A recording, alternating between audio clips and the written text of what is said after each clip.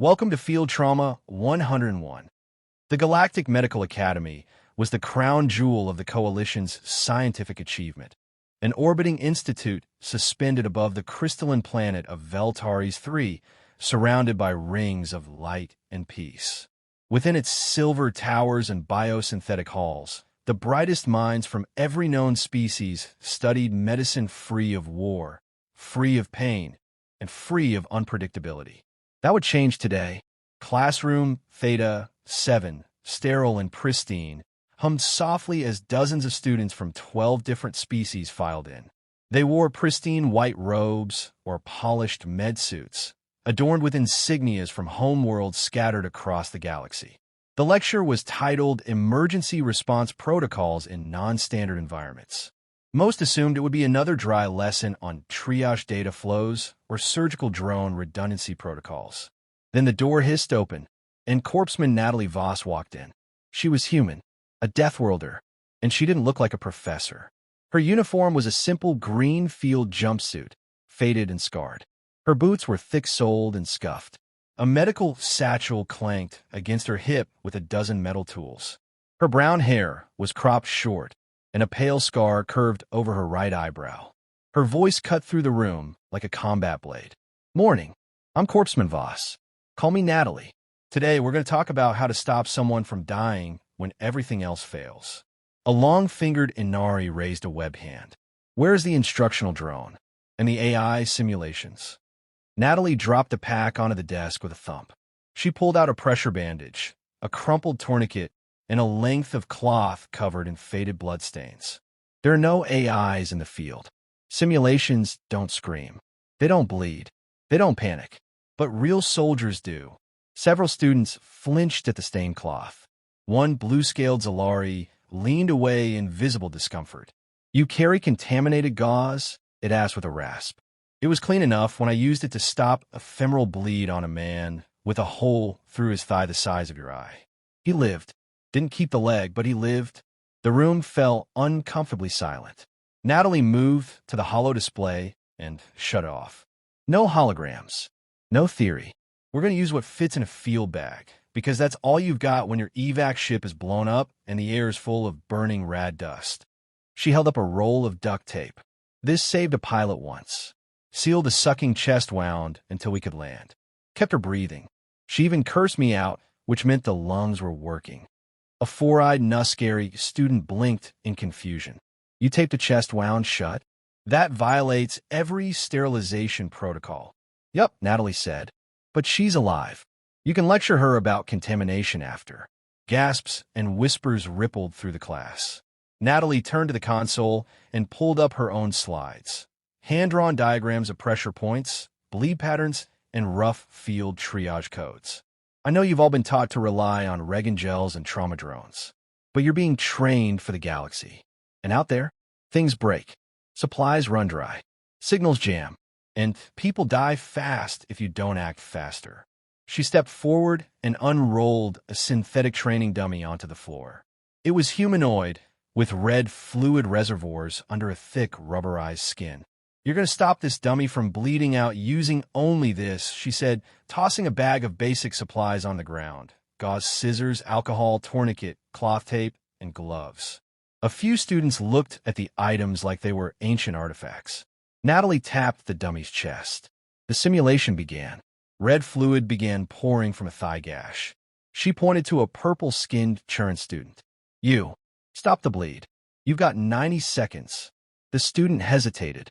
I don't know how to do this without a bio-sealer." "Clock's ticking," Natalie said, arms folded. Panicking, the student fumbled with the gauze, unsure of how much pressure to apply. Fluid continued pouring out.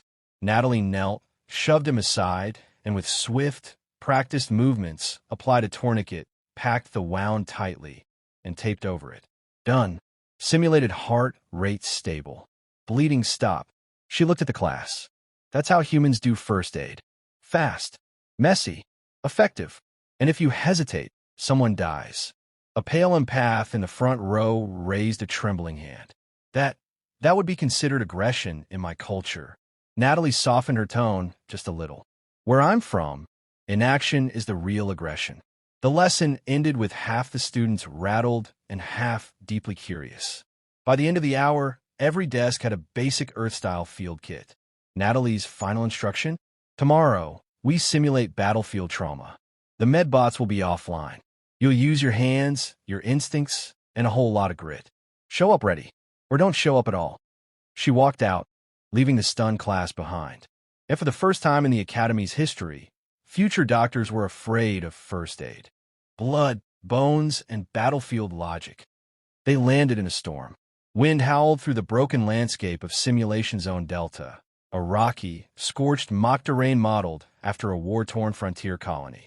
Lightning cracked through a roiling violet sky. Instructors watched from shielded observation domes while dozens of cadets from 12 species stumbled out of the drop pod in confusion. "Where's the emergency field?" a crystalline Lorik asked, shielding his photoreceptors from a dust. "This zone isn't sterilized." Corpsman Natalie Voss was already knee-deep in a synthetic crater, snapping on a pair of gloves. "This is a live simulation," she barked. "No AI, no Regan gels, no nanobot backups. Just you, your brain, and your hands." She pointed to a downed wreck near the center of the field. Black smoke hissed from its vented fuselage. Synthetic screams echoed in the air. "Your objective, stabilize and extract wounded within 15 minutes. Team Alpha, you're on point. Team Beta, casualty support. Team Gamma, stay the hell out of the way unless called." An insectoid medic flinched as the dummy's arterial pump sprayed synthetic blood into the dust. "This is chaos," he hissed. "This is completely uncontrolled." Natalie's voice cut through the wind. "That's exactly what a battlefield is. You don't get clean floors and perfect scans when someone's bleeding out." Team Alpha approached the first dummy, a humanoid form with one leg mangled, an open thigh wound spurting synthetic arterial fluid in rhythmic bursts. "Artery breach detected," droned the simulation AI. The Lorik medic hovered uncertainly. "Do we attempt?" "Move," Natalie shouted. A nervous, tentacled student fumbled with a tourniquet, unsure how tightly to cinch it. Natalie dropped to the ground beside him. "You feel for the artery here, pressure point. Tighten above the wound." "No, tighter. You're not massaging it, you're cutting off circulation." "But if I cut circulation, won't the limb die?" "Yes," she said bluntly. "But if you don't, they die.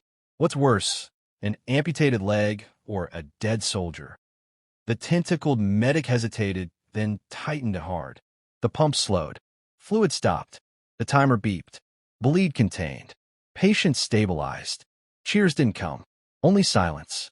Half the students stood pale, watching in stunned disbelief. The simulation had just forced them to choose between losing a limb or losing a life. One crystalline medic spoke up, trembling. "This isn't healing, it's brutal triage." Natalie turned to him, brushing a bloody glove across her pant leg. "This is survival. You save what you can. Prioritize bleeding, breathing, consciousness. You fight to keep them alive long enough to see a real medic. If you want gentle, go back to the lab." Later in the simulation, a cadet screamed as another dummy began seizing violently, foam bubbling from its mouth. Neurological collapse initiated. The AI droned. Respiratory failure in 30 seconds. Natalie grabbed a nasopharyngeal airway tube from her kit and forced it through the dummy's nostril. The students recoiled in horror. "You're sticking a tube into their face?" "Yep," she grunted. "Keeps the airway open so they can breathe. Your nanogels don't work in this atmosphere, remember?" The tentacled medic gagged, stepping back. "Your methods are savage." Natalie didn't stop. "They work." The dummy's vitals stabilized. "Sometimes," she said, standing, "first aid means hurting someone so they don't die." By the end of the simulation, only 4 teams had stabilized more than one dummy. Most students stood trembling, covered in dust, their pristine robes ruined by synthetic blood and sweat. The simulation AI debriefed them flatly. Failure rate, 72%. Most common causes: hesitation, improper wound sealing, shock under pressure. Natalie stood at the front, arms crossed, face calm but firm. "You want to heal the galaxy? Good. But the galaxy doesn't play nice. This is what happens when the tech fails, when you're alone, and your patient has 20 seconds before their brain shuts off. Azalari raised his hand. But we've never trained for pain. Or for that much blood. Then now's the time to learn, she replied. Blood doesn't stop for theory. She handed out wrapped kits, field-grade replicas of Earth combat medic gear, tourniquets, wound-packing gauze for drips, slings, field needles. One student held the tourniquet like it was a dead snake. This is what Deathworlders use. Natalie smirked. It's what we use. When tech is broken, hands shaking, noise everywhere. It's ugly, but it saves lives. She walked to the front, looked over the group, and dropped a single line before leaving. Next simulation, no dummies. Holographic victims will move, bleed, scream, and they'll beg you to save them. Let's see who breaks then. Back in the observation dome, instructors whispered among themselves. Some were horrified, others intrigued. One leaned forward and muttered, "Her methods violate 6 standard doctrines." Another replied, "And yet they worked." When the real hurt starts. The emergency alarm screamed through the Galactic Medical Academy. 3 piercing tones followed by a red strobe that pulsed across every corridor. Real casualty event. All trained medics to launch Bay 3. Priority, Level 1. In the central atrium, students froze mid-study, dropping hollow tablets and training drones. Corpsman Natalie Voss had just begun a debrief when her comm flashed red. She tapped it once. "Talk to me."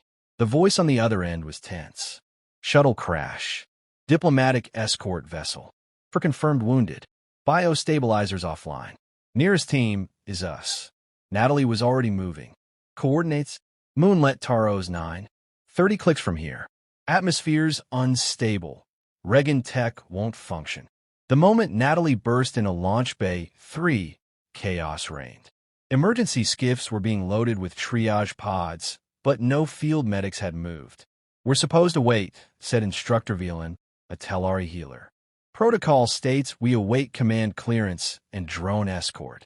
They'll be dead before your drones clear orbit," Natalie snapped. "We move now. Anyone with combat-ready field training. On me." Silence. Then 3 students stepped forward. Isk, the tentacled Norvani medic, still pale from last week's simulation. Kira, the crystalline Lorik with a photographic memory and trembling hands. Milo, a timid empath who'd never even seen a broken bone. Natalie didn't ask questions. She tossed each a med bag and strapped herself into the lead skiff. "Strap in. This isn't a class. This is real." The skiff roared through the void, piercing the upper atmosphere of Taros, 9 like a knife through cloth. Wind screamed outside. Static interference danced across their HUDs. "Status," Natalie called out. Kira checked the scanner. "We're approaching the shuttle wreck. Life signs detected 4. 1 critical, fading fast." They landed rough, the hatch slamming open on a blackened ground. The diplomat's vessel had crumpled into a ravine, twisted metal, flames, and bodies scattered. Natalie ran forward. "Triage. Find the worst off and stabilize. Forget the protocols. Keep them breathing." Isk slid down first, using his flexible limbs to stabilize himself. He reached a victim pinned under debris. 1 leg crushed, severe chest trauma. "Pulse thready," Isk said. "Respiratory shallow. Open the airway," Natalie ordered. "Can't move him yet, so keep him alive." Isk tried to lift the head gently. "No," Natalie snapped. "You don't coddle a collapsed lung. You punch in the damn chest and make a hole." She drew her field knife and a tube from her kit, then stabbed it between the ribs with surgical speed. Air hissed out, and the patient gasped. "Chest decompression complete," Natalie said. "Good. Now you take over." Isk's tentacles trembled, but he held the tube steady. Meanwhile, Kira found a second survivor, burned, unconscious, and missing a forearm. She froze at the sight of exposed muscle. I can't." "Yes, you can," Natalie shouted. "Bandage. Pressure. Elevate." Kira's crystalline hands hovered, uncertain. "Do it now, or he dies in 60 seconds." Kira blinked, then acted, wrapping the stump with a field dressing, applying direct pressure, and lifting the limb to reduce bleeding. Bleeding slowing, she said, voice trembling. Good. He might hate how ugly that looks, but he'll be alive to complain. Across the crash zone, Milo knelt by the third patient, a conscious female groaning in pain. Multiple fractures, debris embedded in her thigh. Milo hesitated, overwhelmed by her fear and pain. His empathic senses nearly paralyzed him. I can't, it's too much. Natalie knelt beside him. Then focus on one thing. Just one. Block the rest out. Right now. She's scared. So you be the calm. You're the control. Milo swallowed hard, then nodded. He pressed a hand to the patient's shoulder. You're going to be okay, he whispered, more to himself than her. He stabilized the leg, wrapped the wound, and held her hand until she slipped into unconsciousness from shock. Minutes stretched into a lifetime. Flames hissed. Sirens howled. Then, finally, relief shuttles arrived. The 4 survivors were loaded into evac units, stabilized by crude but effective fieldwork. Natalie, kneeling beside the first patient she stabbed in the chest, gave a nod to the pilot. Clear. Back aboard the medical cruiser, the 3 students sat slumped on a bench, uniforms soaked in sweat and blood. Not simulated blood, real blood. They didn't speak. They didn't cry. They just stared. Natalie walked in and handed each a sealed drink pouch. You didn't panic. You didn't wait for a drone. You didn't freeze. Isk blinked. But I stabbed someone. I've never stabbed anyone in my life. Natalie chuckled. Welcome to field medicine. Milo looked up. That wasn't medicine. That was war. Natalie grew quiet. Sometimes they're the same. Kira's voice was soft. I always thought healing meant perfection. Now I see. It just means not letting them die. Natalie nodded. Exactly. Back at the academy, the diplomatic survivor, an Andari official, requested an audience with the medics who saved her life. Before the entire auditorium, she bowed. These students and their instructor risked their lives without hesitation. Their methods may have been unorthodox, but they worked. I stand here alive because of them. The hall erupted in murmurs. The director of training spoke next. Effective immediately, field trauma methods from Seoul 3 will be integrated into our advanced emergency curriculum. Corpsman Natalie Voss will advise the board. Natalie folded her arms. The aliens in the audience whispered again, this time not with fear, but with respect. Respect written in blood. Natalie stood alone in the training chamber as the simulation shut down around her. The lights dimmed. The synthetic blood dried on the mat. Behind her, rows of alien students stared in stunned silence. Only moments earlier, they'd watched her demonstrate a field amputation using a carbon blade and sheer willpower.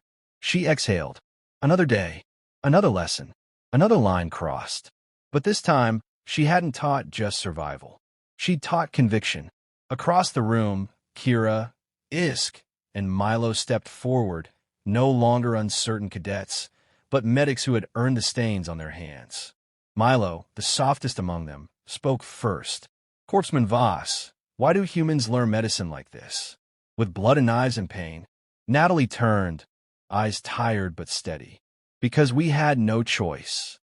Later that night, the academy held a formal convocation, normally reserved for graduations or visiting dignitaries. But this time, the hall filled in reverent silence for something else entirely. The heroic recognition ceremony was rarely invoked. Reserved for extraordinary acts performed in active duty, it was meant for military veterans, decorated trauma officers, and today, 1 human and 3 alien cadets. Natalie watched from behind the stage as the students received their honors.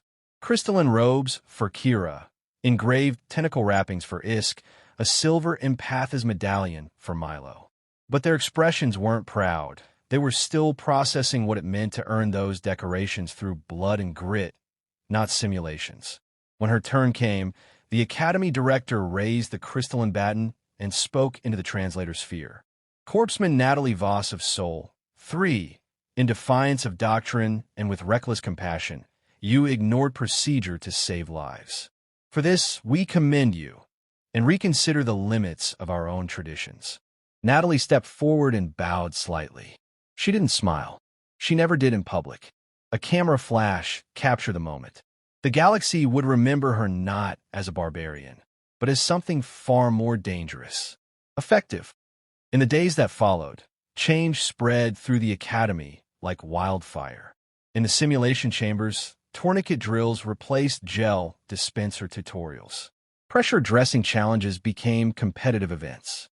Natalie introduced the blood box, a real-time exam where cadets had 60 seconds to stop a simulated arterial bleed. At first, only a handful passed. By the third week, half the class did. And the questions changed. Not why do humans do this, but how do we do it better? One afternoon, Natalie found Milo in the greenhouse, tending to a collection of velvet leaf plants. Can't handle more screaming dummies? She teased. He chuckled weakly. I needed a minute. She sat beside him. You did well. You didn't run. You stayed in it. Milo frowned. I didn't save anyone. Yes, you did, she said. You kept her breathing. That's the first rule. He looked down. It still feels like failure. Natalie nodded slowly. It always does. He turned to her. Do you ever get used to it? No, she said, but you get better at carrying it. Kira published a report to the Coalition Medical Archives titled, Adaptive Battlefield Medicine, Deathworlder Principles in Emergency Response. It was the most downloaded medical paper in 6 cycles. Academies across the Coalition requested Earth instructors to teach these low-tech methods. Human medics, once considered primitive, were now in demand. Some worlds resisted. Some called it glorified butchery. But others, especially those on the outer fringes of Coalition space, where supply lines were thin and tech unreliable, embraced it. They didn't care if it was clean. They just wanted to live. On her final day at the Academy, Natalie walked the Hall of Species. Dozens of statues, each depicting a historic figure from one of the Coalition's founding civilizations. At the end, a new alcove had been added. Still blank. Just a plaque. Field Medic Program, Sol 3. Survival isn't clean. It's not pretty, but it's possible. Natalie smiled faintly. Not a statue, not a shrine, but a message.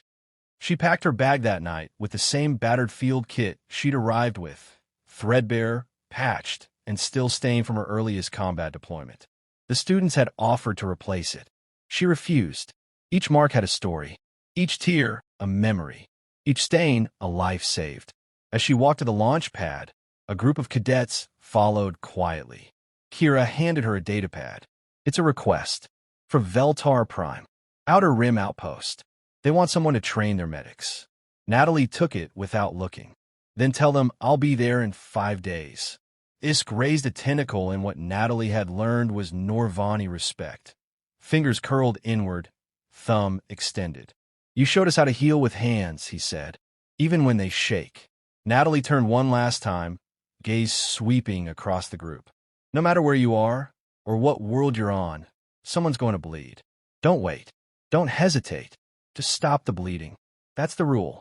She climbed into her shuttle without ceremony. The hatch closed. And somewhere in the galaxy, the next generation of medics trained not in spotless labs, but in the shadows of fire, grit, and pain. They were no longer just doctors. They were first responders, and they had a Deathworlder to thank for it.